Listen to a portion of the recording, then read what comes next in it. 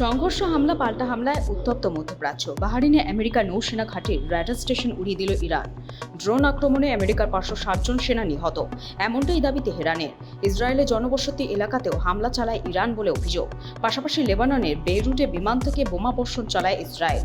লেবাননে বিভিন্ন জায়গায় হেজবোল্লার ঘাঁটিতে আক্রমণ চালানো হয়। আমেরিকা ও ইসরায়েলের যৌথ অভিযান অব্যাহত। যৌথ অভিযানে নিহত খামেনির ছেলে মুস্তফা, খবর সংবাদ মাধ্যম সূত্রের।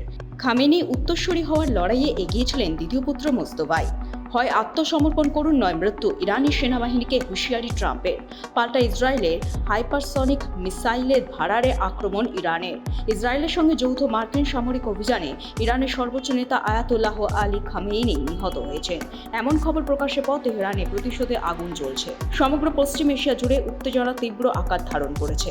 মধ্যপ্রাচ্যের যুদ্ধের প্রভাব সরাসরি পড়েছে ভারতীয় শেয়ার বাজারে। বাজার খুললেই 950 পয়েন্টে বেশি পড়ল সেন্সেক্স, 250 পয়েন্টে বেশি নামল নিফটিও। ইরান ইসরায়েলের সংঘর্ষের মধ্যে আরও বাড়ল অপরিশোধিত তেলের দাম। আন্তর্জাতিক বাজারে অপরিশোধিত তেলের ব্যারেল প্রতি দাম হলো $82। এর আগে আন্তর্জাতিক বাজারে তেলের দাম ছিল ব্যারেল পিছু $70। ব্যুরো রিপোর্ট, লটারির সংবাদ।